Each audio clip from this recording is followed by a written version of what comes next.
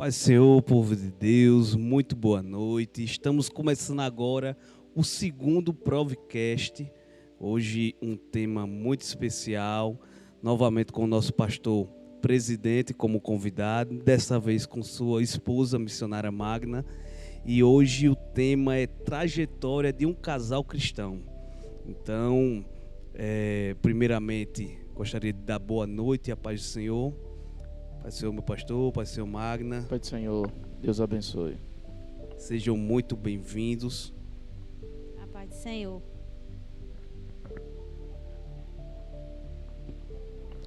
A missionária Magna está um pouquinho nervosa, mas no decorrer do programa a gente vai deixar ela à vontade, né? E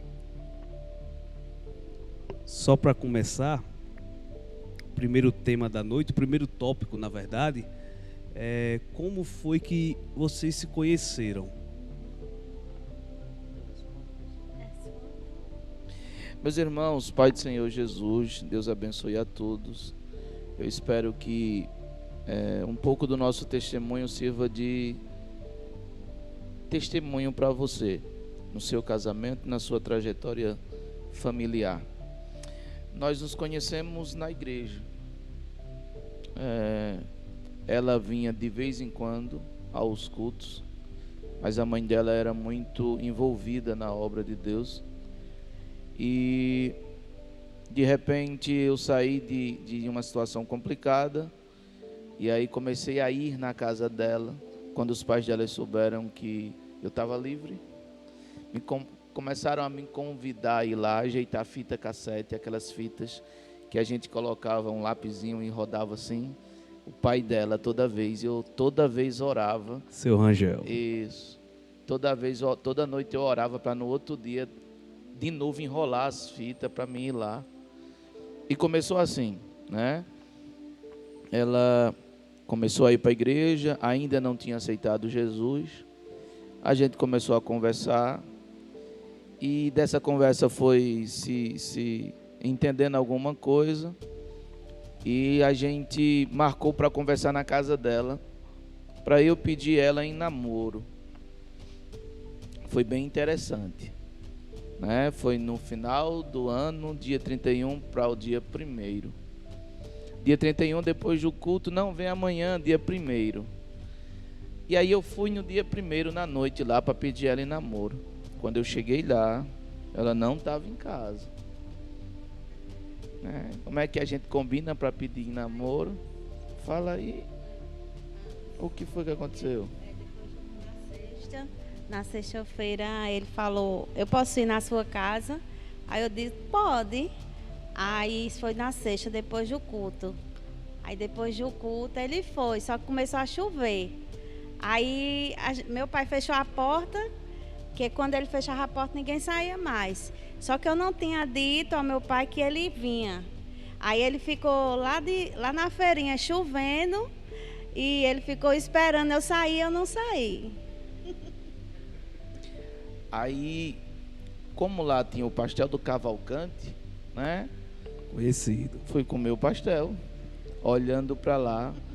Aí fui pro ponto de ônibus, que hoje é em frente àquela clínica, né? Ficava olhando e nada de uma luz acender, e nada de ninguém sair.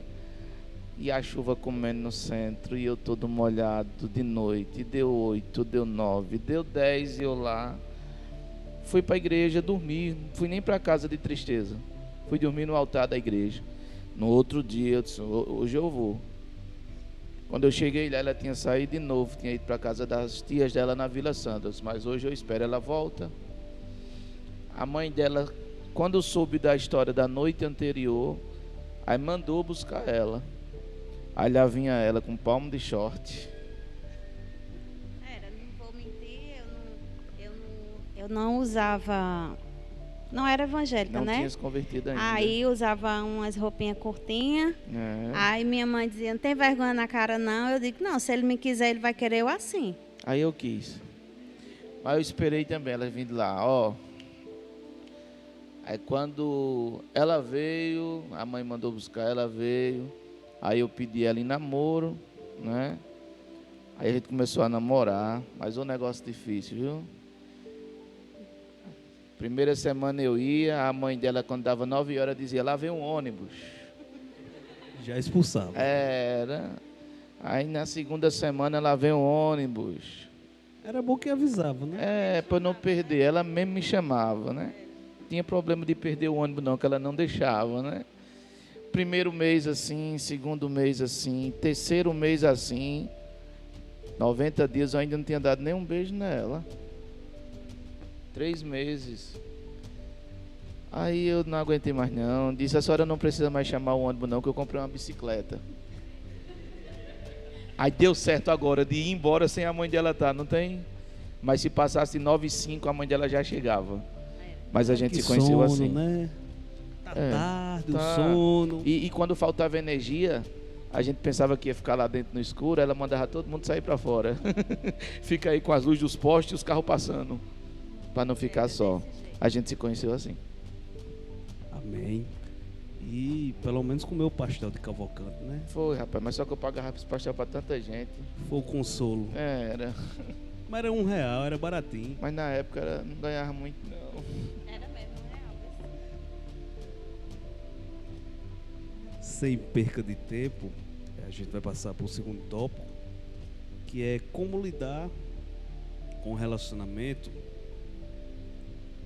entre família e igreja.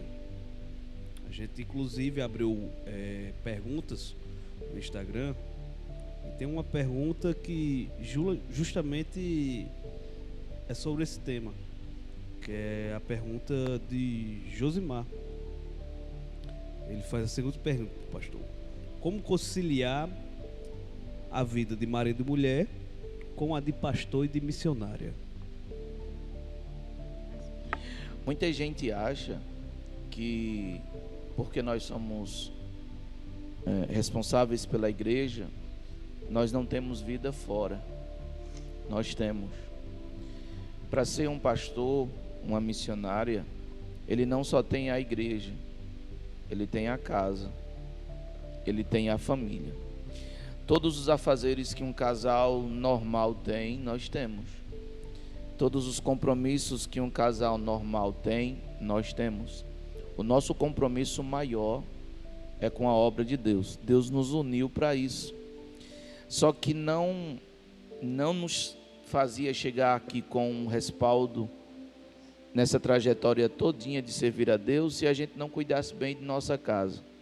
A Bíblia diz isso, que se a gente não estiver bem, Deus não ouve as nossas orações. A quem está nos ouvindo, nós também temos compromisso. Não adianta minha esposa vir na igreja se a minha casa estiver bagunçada. Não adianta minha esposa vir ajeitar alguma coisa na igreja se na minha casa não está ajeitado. Não adianta minha esposa ir evangelizar, fazer a obra de Deus se não deixa a comida pronta para quando eu chegar do dia do meu trabalho. Não adianta minha esposa sair para ir na casa de alguém fazer uma visita se ela não deixa a casa dela em um bom estado. Nós temos compromisso. Eu trabalho. Eu não sou prezado somente à igreja. Tem momentos que a gente escuta que nós não temos muita coisa a fazer. Só que quando alguém diz isso, é porque não fica na nossa pele. E quando fica na nossa pele, não quer fazer. Por quê? Porque para que a gente possa ser um casal servo de Deus, cristão, e dando testemunho, a nossa casa tem que estar organizada. O nosso casamento precisa estar dando bons exemplos. É bem difícil, por quê? Porque como nós temos problemas e dificuldades como todos têm, a gente tem que vir servir a Deus. E não é somente na hora do culto, Cleberson. Marido e mulher não servem a Deus só na hora do culto. Antes do culto, depois do culto. E manter isso é que é difícil. Bem verdade é que nós esquecemos de nós como marido e mulher para lembrar de quem na igreja está precisando da gente. Vou dar um exemplo para quem nos ouve. A gente tem 12 anos de ministério, 22 anos de casado, 17 anos da outra igreja. Desses tempo todinho, nós nunca tiramos 10 dias para que a gente saia para viver nossa vida. pela igreja. Mas será que Jesus quer isso? Mas a gente até hoje não tem perdido com isso. Mas é necessário ter isso. E eu trabalho para que isso aconteça qualquer hora dessa. Porque casal cristão, ele não vive só de altar. Não vive só de transmitir uma boa imagem. Ele também tem vida. Casal, ele precisa de compreensão, de amor, de conversa e de tempo para entender que os defeitos que todos têm, como casal, nós também temos. É difícil manter essa relação, porque nós somos exemplos para um povo. Nós somos exemplos para uma geração. Só que tem que olhar para nós que esse exemplo não se mantém de pé se não tiver intimidade. Casal precisa de intimidade. Hoje nós não temos essa intimidade pelo momento que a gente vive. Não reclamamos, mas procuramos ter, porque casal não vive sem intimidade. Então, assim, é bem difícil, mas não é impossível. Há desafios, há complexidade, há momentos que a gente se reclama. Nós não dormimos pensando na gente, nós dormimos pensando nos outros. O casal normal vai para o quarto, para a cama e conversa sobre sua vida, como foi seu dia. A gente vai para o quarto e conversa sobre o que está acontecendo com alguém. Todos os dias nós recebemos mensagens de casal, de alguém. Todos os dias nós recebemos dificuldades de alguém. Esquecemos da gente. Isso é dias, semanas, meses e até anos. Só que a gente vem amadurecendo e lembrando que existe a gente. E sobre a opinião de ninguém fica sobre nós. Então, há desafios, há muito a que melhorar como casal, mas nunca reclamar, que a gente sabe que uma hora a gente vai ter o nosso tempo. Até aqui nos ajudou o Senhor, e eu tenho certeza que Ele vai retribuir isso em nome de Jesus. Quer falar?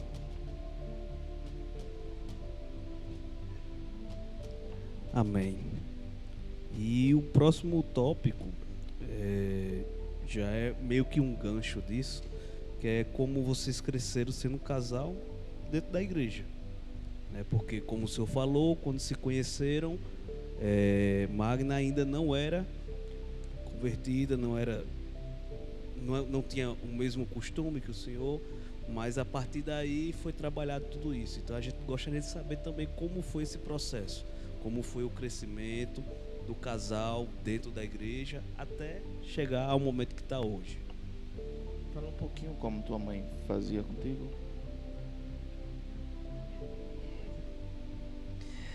Depois de nos conhecermos, ela se converte e a gente vai servir a Deus, né? Eu já viajava muito para pregar, eu já tinha uma vida bastante envolvida na obra, já dava estudos bíblicos, e já instruía coral.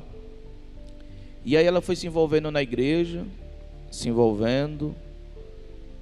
O primeiro passo foi batizar, né? O segundo passo foi entrar na mocidade. E aí já tivemos a oportunidade de ir para alguns lugares juntos, sempre com a mãe dela. A mãe dela não deixava ela sair sozinha, mesmo comigo, mesmo com minha mãe, mesmo com a igreja. A mãe dela sempre foi criteriosa para isso. Marcação acirrada. Isso, bem, mas bem. Nunca a gente saiu só para nenhum canto. Até casar. Nunca. Até casar. E isso, bem. Tem uma galera aqui, viu, irmãos? Os bastidores aqui é grande. E nisso foi crescendo e a gente tentando aproveitar os momentos na obra. Porque a gente não tinha momentos fora a obra. Eu sempre trabalhei, sempre trabalhamos. E dentro de um ano de namoro a gente já noivou. Quando eu noivei, o meu pastor chegou para mim e disse desse jeito: ou você casa, ou você não prega mais. Isso com um ano. Eu cheguei para ela e disse isso.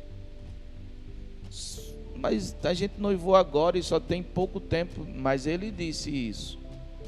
Eu não sei o que passou pela cabeça dele, mas foi uma estratégia de tentar mostrar o que a gente queria.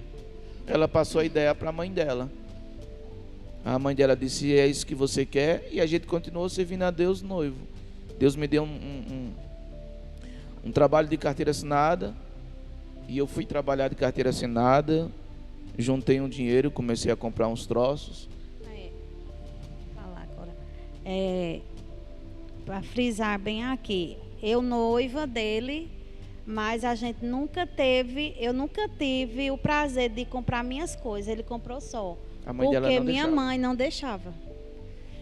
Ela não deixava ir para nenhum canto sozinha. Nem eu digo, não, mas eu vou comprar as minhas coisas de casa. Não, quando você casar, que você estiver na sua casa, aí você vai. Deixa ele comprar. As outras coisas depois você compra. Como é que ela escolhia? Mas ele tinha pelo menos um bom gosto, mano. Não, mas aí como é que ela escolhia? Mas aí eu dizia, tu compra É. assim. Tu compra assim. Tem umas coisas, não é muito. Ela mapeava. Não, mas. Ela mapeava. Mas aí depois, quando a gente foi morar na casa, a gente foi renovando aos poucos, né? Mas Trocou tudo. mas o que ele comprou para iniciar dava certo. Eu primeiro passava nas lojas e pegava aqueles folders, aí trazia para ela. Para ver. Aí ela dizia: é isso, é isso, é isso. Aí quando chegava lá e não tinha mais, aí eu pegava de novo e trazia para ela, entendeu? E assim a gente foi crescendo. Com 2 anos, a gente marca o casamento. Quando casamos no civil, Foi, quando a gente casou no civil, com 8 dias a gente ia Olha casar como na é bom. igreja. Eu Olha casei como é a gente casou na quinta-feira no civil. Aí o almoço foi na casa da mãe dele. A gente foi tudo para lá, minha mãe, meu pai, todo mundo. Aí quando terminou o almoço, ela, vamos, Magna, para casa. Eu já estava casada com ele. no civil. Aí Eu pensei que disse, ia melhorar não, alguma coisa, né? Eu vou ficar. Aí eu disse, não, eu vou ficar aqui mais um pouquinho. Aí ele disse, você vai para casa comigo. Foi. Aí com 8 dias, nem assim para a gente organizar a coisa de ajeitar a igreja não tem isso não.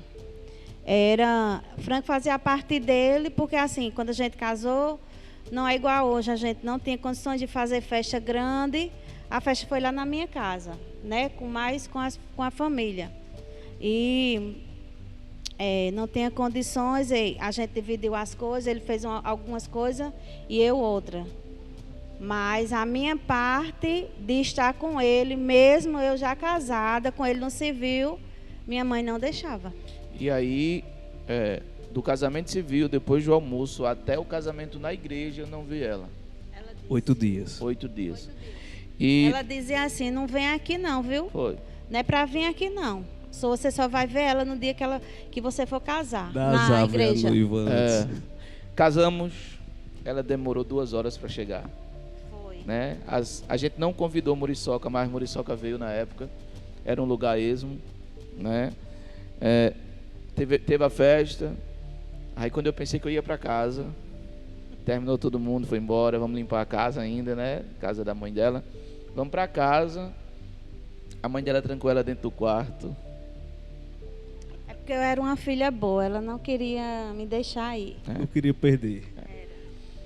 Nesse momento que a mãe dela trancou ela dentro do quarto, eu acho muito importante isso. Hoje as filhas casam e as mães parecem que vá-se embora, né?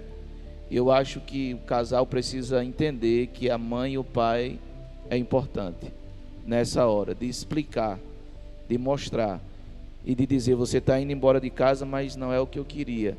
Mas tem que ser. E nem sempre acontece o que a gente quer, mas acontece o que tem que acontecer.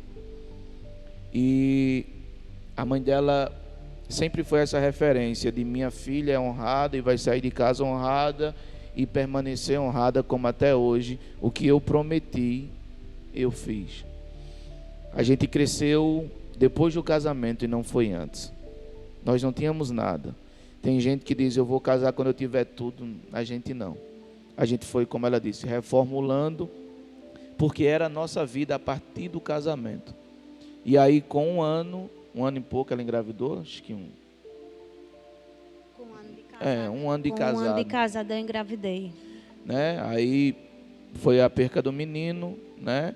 e depois da perca do menino, a mãe dela adoeceu, e a gente não teve esse momento de vamos curtir o começo do casamento. A nossa vida como casal foi bem disso aqui, de estar servindo a alguém. Com 1 ano de casada, eu perdi meu filho, estava com 5 meses. E com 1 ano que o meu filho morreu, eu perdi minha mãe. Exatamente assim. Aí nesse período, isso, a gente casado, os 2 primeiros anos só foi de peleja, de luta e de percas consideráveis. E isso nos marcou, porque quando a gente perde a mãe dela, 2 anos ainda, a gente já tinha perdido nosso filho. Aí eu prometi à mãe dela em vida que eu iria cuidar da casa, do pai e das irmãs dela. Saí da minha casa e fui para a casa da mãe dela, e a gente ali começou a construir novamente tudo que em 2 anos a gente tinha conseguido para a gente. E a gente vai e constrói casa Juliana, depois o pai dela falece, aí depois Jaci tem sua vida também com Juliano, e a gente continua a crescer, crescendo, servindo a Deus. E aí vem Natan, depois de 1 ano da perca da mãe, né? Vem o nascimento de Natan, e depois do nascimento de Natan nasce com um problema, e isso nos fez também ficar mais juntos. E isso vai gerando 1 ano, 2 anos, 3 anos. Eu sei que os nossos primeiros 6 anos foi só de dificuldade. Depois disso a gente entendeu que tudo era um propósito para nos fazer mais forte, nos fazer mais ativo. E nisso a gente foi crescendo e servindo a Deus. Abri a mão de muita coisa. Foi quando eu perdi o emprego, e quando eu perdi o emprego eu disse para ela o que eu teria que fazer, e ela me apoiou, e a gente está aqui até hoje porque ela me apoiou. Então crescemos juntos, porque choramos juntos, perdemos juntos, lutamos juntos, concordamos juntos, reiniciamos juntos, estamos se levantando juntos, criamos nossos filhos juntos, com a igreja do Senhor juntos, vendo pessoas que chegam na igreja sem nada, casais que chegam destruídos, e hoje eles estão bem, porque a gente faz um pouquinho de exemplo para eles. Nosso crescimento foi assim, um pouco difícil no início, hoje não quanto difícil como antes, mas estamos servindo a Deus juntos. Passo tempo fora de casa, trabalho, servindo a Deus ou cuidando da nossa vida. Ela fica em casa. Já chegou o aniversário dela e eu não estou em casa. Já chegou o aniversário dos meus filhos e eu não estou em casa, mas servindo a Deus juntos. Eu num canto, ela em outro. Quando a gente está junto, glória a Deus. Quando a gente não pode estar junto, glória a Deus. Mas o propósito sempre será juntos. Já dentro do gancho, tem uma pergunta aqui que foi enviada pelo nosso Insta também, de Sara. Ela pergunta o seguinte: se o pastor, como homem, teve dificuldade em obedecer aos princípios bíblicos sobre sua esposa? Não. Eu fui criado num regime militar, né? A minha avó e minha mãe me criaram bem rígido, e eu aprendi a respeitar. Nós casamos puro, eu e minha esposa. Também não tinha como, a mãe dela não, né? Até depois do casamento. Até depois foi, né? Mas tudo isso nos levou hoje a ser quem somos, porque a base foi bem feita. E biblicamente eu sempre levei a priori o que a Bíblia diz, e até hoje vou dar um exemplo a você. A Bíblia diz que o corpo da mulher é do homem, o corpo do homem é da mulher. Mas isso não quer dizer que eu vou fazer o que ela não quer, ela vai fazer o que eu não quero. Não é isso. A Bíblia diz que a mulher é submissa ao homem. Isso não quer dizer que eu vou mandar ela fazer o que ela não quer, que eu vou colocar ela em situação difícil porque ela é submissa a mim. Não. Em nenhum momento foi difícil, porque sempre priorizamos. Ela foi bem criada e doutrinada biblicamente antes de casar, e eu também. E assim, quando eu fui ungido a servir a Deus, eu já entendi um pouco do respeito com a mulher. Ela era minha esposa, e eu casei com ela para ser minha esposa. Eu não casei com ela para ser missionária, porque missionária é missão dada por Deus. Em estar do lado de um pastor, ela já tem essa missão. Ela é missionária consagrada hoje no altar por visão, por ordem de Deus, porque Deus mandou consagrar para mostrar que o que ela era do meu lado precisava ser no altar. E hoje em dia nós não temos dificuldade nenhuma, porque ela continua sendo minha esposa. Na minha casa, ela é minha esposa, mãe dos meus filhos. Saiu de casa, ela é missionária, esposa do pastor presidente. E assim a gente sabe dividir as coisas. Temos nosso momento difícil, como todos casal têm, mas até aqui nada nos criou barreira em relação a isso. Ela como missionária, eu como pastor.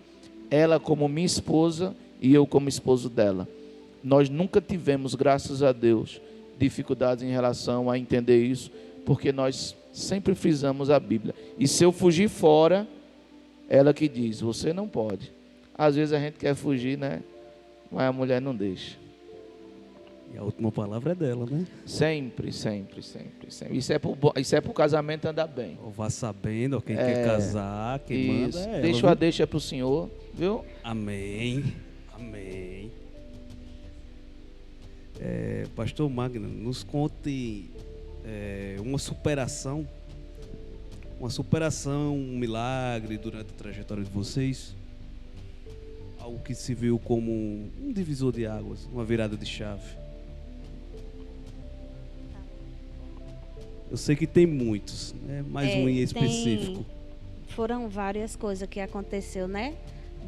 Durante a nossa trajetória, mas foi a superação, você perguntou? Isso. Foi a perca do nosso primeiro filho. Foi muito difícil.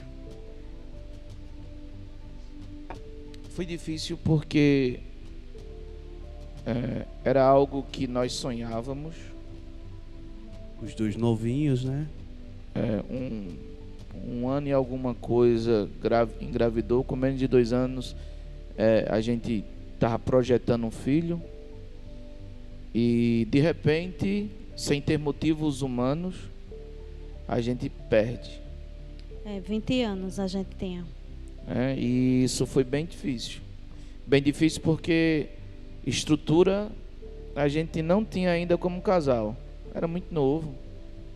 Muito novo. E tivemos que se superar entre nós. Saiu do hospital, foi para casa. Quando chegou em casa, antes de conversar com alguém, ter aquelas visitas iniciais, eu e ela se trancamos no quarto. Aconselho a você, depois de um problema grande no seu casamento, antes de falar para alguém, vá para o seu quarto, converse com o seu cônjuge. A gente teve uma conversa bem séria. Uma delas foi: vamos procurar qual foi o motivo. Tudo tem um motivo. Segundo, quando a gente encontrar o motivo, a gente vai procurar a solução. Tudo tem solução. Terceiro, depois que a gente encontrar a solução, a gente vai voltar e você vai engravidar. Você quer ter um filho? Eu perguntei a ela. Ela disse, eu quero. Nós vamos procurar em sequência. O motivo não teve. Se não tem motivo, então qual é a solução? Se superar. E essa superação veio através da palavra de Deus. Quando a gente começou a de novo ir para a igreja, Deus começou a levantar alguém, levantar vasos e dizer que aquilo era nos fazendo mais forte. Ela engravida. E quando ela engravida a segunda vez, a gente pensa que vai dar tudo errado. Aí aqui vem um milagre.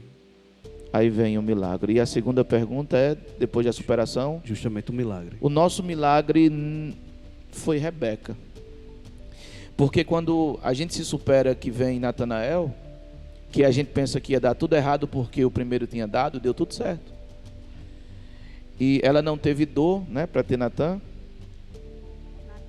Sim. Teve. Né? Ela não teve a dificuldade de perder, como perdeu o Lucas, que era o primeiro. Natan veio e essa superação nos garantiu que Deus estava conosco.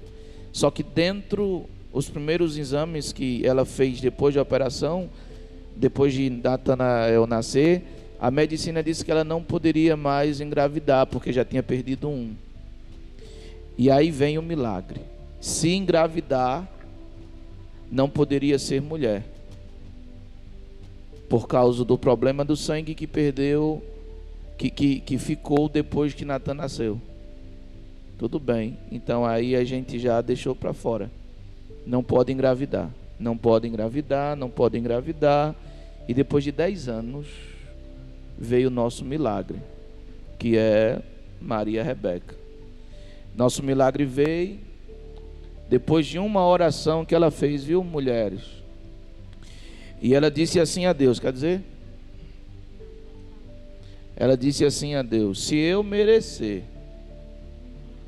o Senhor me dê uma filha. Se também eu não merecer, eu continuo te servindo. Ela engravida, mesmo tomando remédios. Ela engravida, mesmo sabendo que não podia engravidar. Vai lá, cresce, né? Aquele brotinho, aí vai saber o sexo. Vai lá. Aí eu falei para ele, Frank, quer saber o sexo? Ele disse, não, quero saber não. O que vier para mim tá bom. Aí eu digo, mas eu quero saber o sexo, porque eu tenho um sonho, acho que toda mulher, não sei se todas, mas eu tenho um sonho de ter uma menina, porque eu queria ajeitar o quarto, fazer aquelas coisas, né, que mulher quer fazer. Vestir a menina de rosa e tal. Aí eu disse, eu marquei a ultrassom para a gente fazer amanhã. Tu vai comigo? Ele disse, vá na frente, depois eu vou. Porque eu acho que ele estava mais nervoso do que eu. Eu estava muito ansiosa para saber, né? Aí eu fui, né? Cheguei lá. E nada de Frank chegar, nada de Frank chegar. Eu disse, eu vou entrar na sala e Frank não vai chegar. Quando a mulher me chamou, aí Frank chegou. Aí eu disse, é a minha vez agora, vamos? Aí ele disse, vamos. Aí entrou na sala e foi mostrando aqui, é a cabeça, o tamanho está normal, os bracinhos, as perninhas. Você quer saber o sexo? Aí eu disse, eu quero. E ele ficou calado. Aí a mulher botou lá, né, em cima, aí disse, é uma menina. É uma menina, viu? Parabéns, papai e mamãe. Aí ele chorou mais do que eu. Eu não conseguia chorar. Eu Estava engasgada. Eu estava, assim, emocionada, porque foi um pedido que eu fiz ao Senhor. Porque depois da trajetória que a gente teve com o Natan, eu tinha muita vontade de ter uma filha, mulher. E para os médicos, dizia que se eu tivesse, era muito difícil para mim ter. Como eu já tinha perdido, era um menino, e Natan foi outro menino, poderia vir outro menino. Aí, para os médicos, dois médicos disseram assim, se eu fosse você, eu já tinha feito a laqueadura. E eu só calada, todos os médicos falavam alguma coisa e eu ficava calada, eu não respondia nada. Porque assim, lá no fundo, eu sabia que um dia o Senhor ia cumprir a promessa na minha vida. E aí veio Rebeca, graças a Deus, está aí, bem, graças a Deus já vai fazer, esse ano faz 9 anos, para a glória de Deus. Já pegando dentro do tema, a gente tem uma pergunta do Instagram, que é de Ailane. Qual é o maior sonho do casal?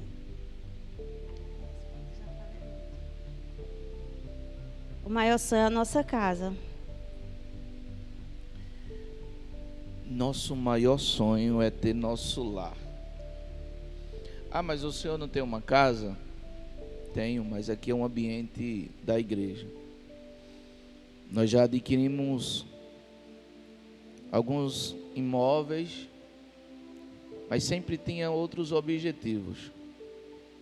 E a gente, para o bem de todos, cumpria os objetivos dados a gente. Mas o meu Nunca era do casal, da ainda família. é.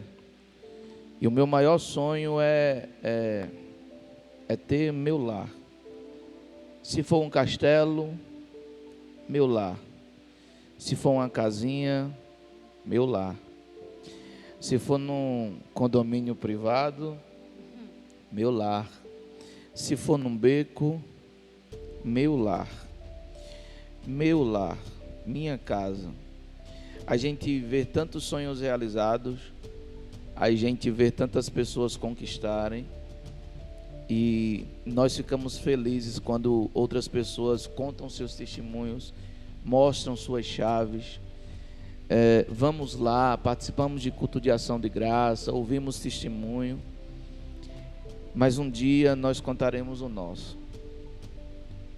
Eu sonho em ter meu lar, para que no dia que Jesus me chamar, meus filhos não fiquem desguarnecidos. Ah, mas tem a igreja. Eu sou o pastor presidente, fundador dessa casa, e enquanto eu tiver vida, ninguém mexe. Mas o que garante depois que Jesus me levar? Porque isso aqui é uma entidade sem fins lucrativos.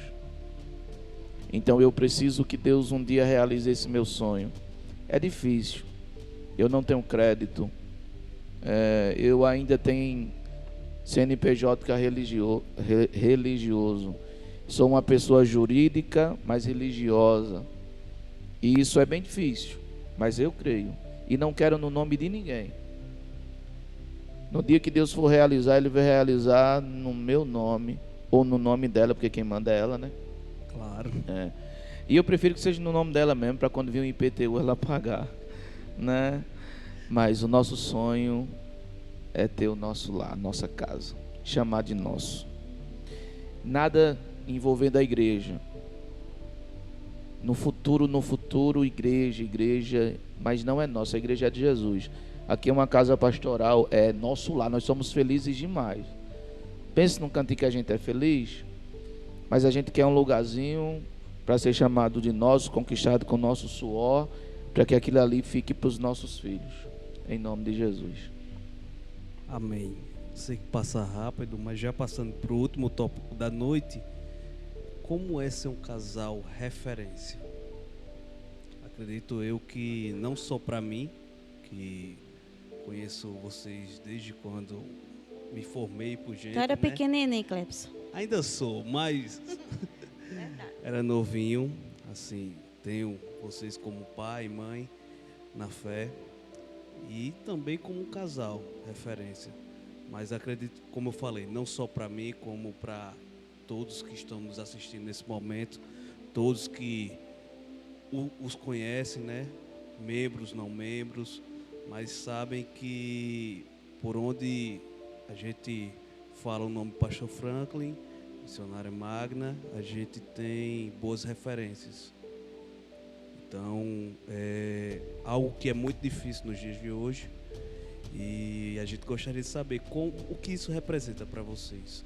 Como é ser um casal referência?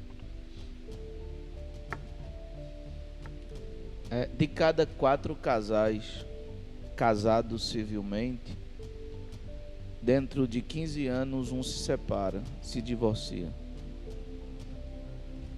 A gente tem 22 anos de casado. O humano diz que de 7 em 7 anos existe a crise do casamento.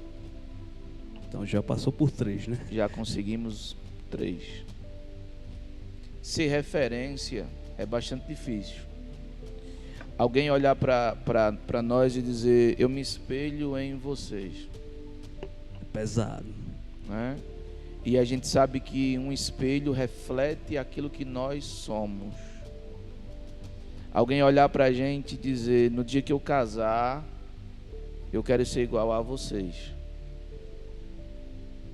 Uma família chega até nós e um filho chega e diz, eu queria que meu pai fosse igual ao senhor.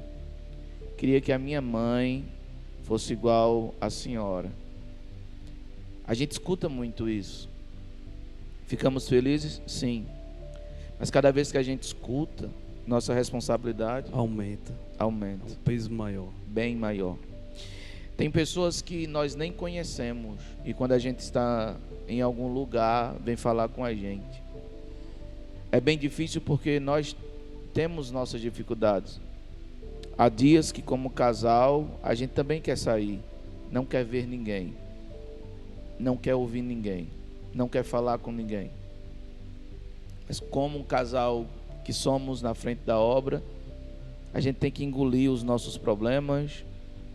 No dia que a gente está precisando de alguém que chegue para nos dar um conselho, chega alguém querendo um conselho. No dia que a gente está querendo que alguém nos dê uma direção, chega alguém como casal, pede uma direção. No dia que a gente está esperando alguém nos dar uma palavra, chega um casal e nos pede uma palavra. Nós não temos hoje o direito de vivenciar. E ter um dia difícil, né? De ter um dia difícil só como casal, porque o que nos envolve é maior. E até hoje, eu acho que um dos segredos é porque nós não reclamamos da nossa missão. Ser um casal referência é muito perigoso, porque se é referência, se você não for um pai bom, a referência se acaba. Se você não for uma mãe boa, a referência se acaba. Ser um casal referência é complicado. Se eu não for um marido que dê testemunho, a referência se acaba.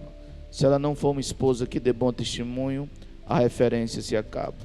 Tem muita gente, Clebson, que não gosta disso, de ouvir que a gente é referência. Mas tem que aceitar que nós somos, porque nós fazemos por onde ser. Nós pagamos o nosso preço para ser. E até hoje, graças a Deus, em relação a casal, que aqui é o tema, nós não deixamos, vou falar uma palavra bem baixa, rabo preso com ninguém.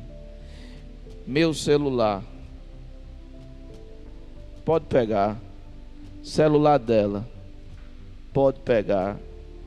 Conversar com quem quer que seja. Ela conversar com quem quer que seja. Qualquer hora do dia, qualquer hora da noite. Eu não preciso botar meu celular debaixo do meu travesseiro. Ela não precisa desligar o celular dela quando vai dormir, porque referência não é só aquilo que as pessoas veem por fora. Referência é aquilo que nós tratamos dentro da nossa casa. Que vivenciam. Isso.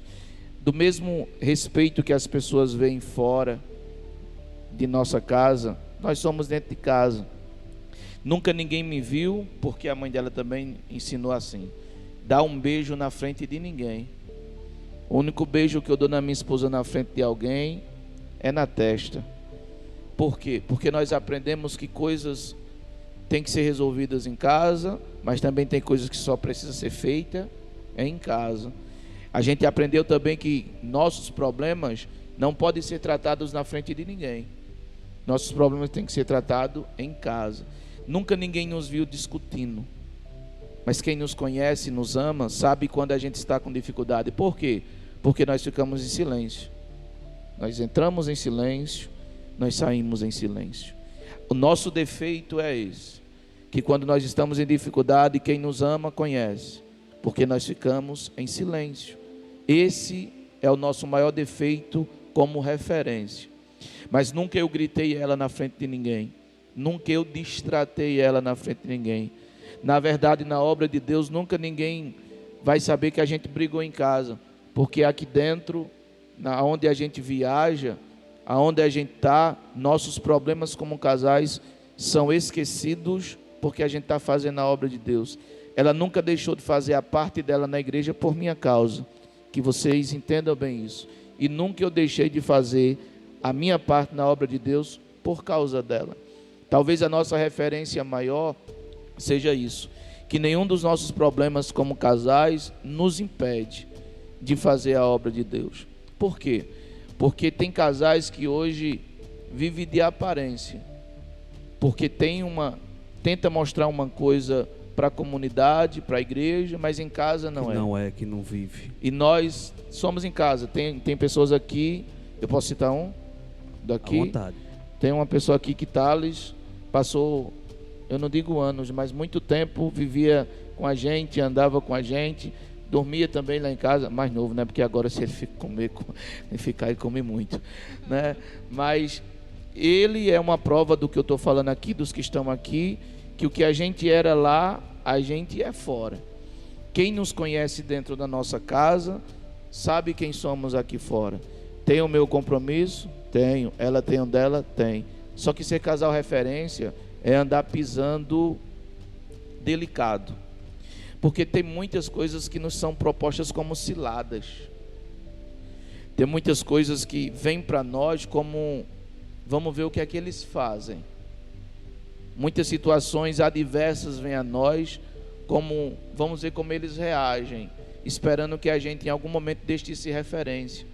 Já enfrentamos calúnias, já enfrentamos alguém dizer que alguma coisa aí eu tinha feito de errado com ela, já enfrentamos alguém na igreja, em departamentos, querer dizer que era melhor do que ela, já enfrentamos alguém dizer que dentro da própria igreja, dizer assim, quem servia para ser mulher dele, sou eu. Já enfrentamos pessoas dentro da igreja, dizer assim que se ela não cuidar dele, eu cuido. Se ela não tratar bem ele, eu trato. E nós, para essas pessoas, continuarmos ser o mesmo. Tratar da mesma forma. E tentar saber dividir até onde vai a fala, até onde vai a intenção, e nunca nos prejudicou. Sabe por quê? Porque nós somos referência. Nunca eu passei do limite e ela nunca passou do limite. Ser referência é ter medo do que vai falar com outra pessoa sem você fazer. Ser referência é ter medo de tratar outra pessoa sem você tratar. Eu não posso tratar nenhuma mulher melhor do que a minha. Eu não posso dizer que outro casamento é melhor do que o meu. Eu não posso desejar outra mulher porque eu tenho a minha.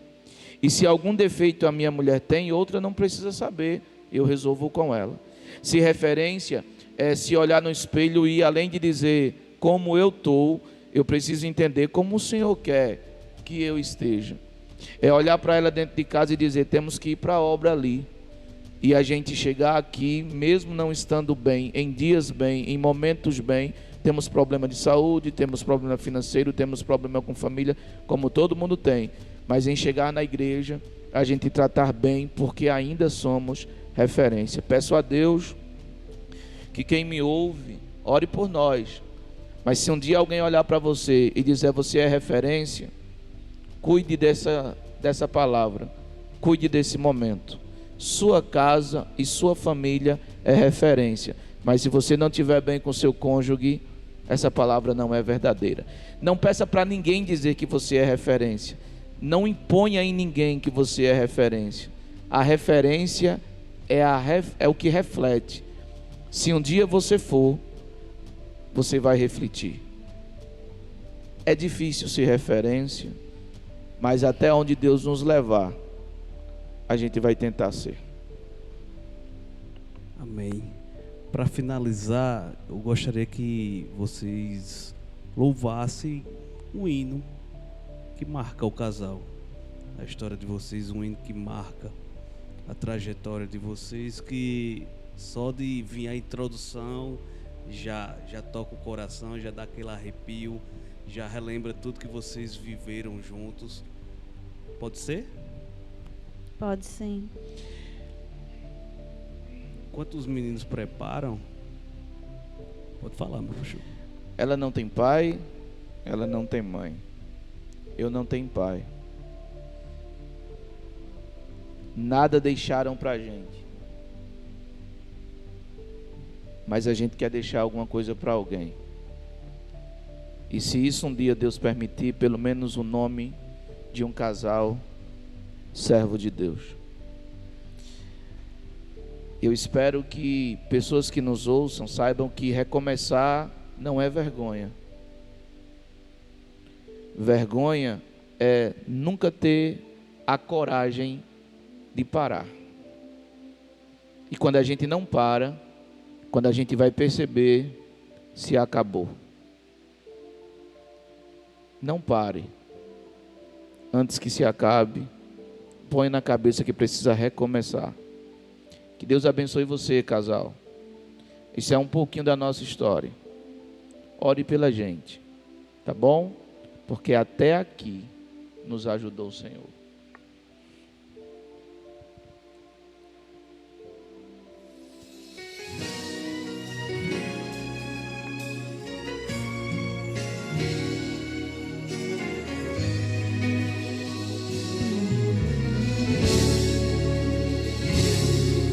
Para chegar até aqui, muitas lágrimas chorei, quantas noites acordada, alto preço eu paguei. Foram lutas e vitórias, sofrimentos e alegrias, e novas experiências, conquistando a cada dia. Tive muitas aflições, mas venci nas orações. Em segredo com Deus eu falei, em gemidos eu desabafei. Quem escreveu minha história sabe tudo sobre mim. Cada erro, cada acerto, pra chegar até aqui. Deus que me conhece sabe o que mereço e o que necessito para prosseguir. Conhece os desejos que tenho na alma, das minhas fraquezas Ele cuida de mim. Até meu silêncio pra Ele é um grito. Em todos os meus passos comigo Ele vai. E quando eu tropeço me pega nos braços. Quando estou aflito Ele vem me dar paz. A minha história Deus já escreveu. Ele me ungiu só para o seu louvor. Posso ter 1000 defeitos, porém Deus me ama, sou mais que vencedor. Fui escolhido e ungido pelo meu Senhor, sou protegido e amado do meu Criador. Sou instrumento usado na mão do Deus vivo, e com Ele vou até o fim, pois só Ele sabe tudo sobre mim. Glória a Deus. O Senhor te conhece. O Senhor sabe tudo sobre você. Há uma felicidade lá na frente. Vá na fé, confie no que Deus te falou. Foram lutas e vitórias, sofrimentos e alegrias, e novas experiências, conquistando a cada dia. Tive muitas aflições, mas venci nas orações. Em segredo com Deus eu falei, em gemidos eu desabafei. Quem escreveu minha história sabe tudo sobre mim. Cada erro, cada acerto, pra chegar até aqui. O Deus que me conhece sabe o que mereço, o que necessito para prosseguir. Conhece os desejos que tenho na alma, e das minhas fraquezas Ele cuida de mim. Até meu silêncio pra Ele é um grito. Em todos os meus passos comigo Ele vai. E quando eu tropeço Ele me pega nos braços. E quando estou aflito Ele chega e dá paz. A minha história Deus já escreveu. Ele me ungiu só para o seu louvor. Posso ter 1000 defeitos, porém Deus me ama, sou mais que vencedor. Posso ter 1000 defeitos, porém Deus me ama, sou mais que vencedor.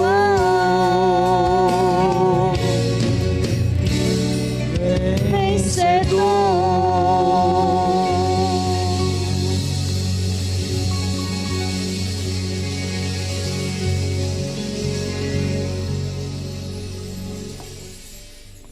Sei que passa rápido, mas infelizmente a gente está chegando ao fim de mais um Provcast.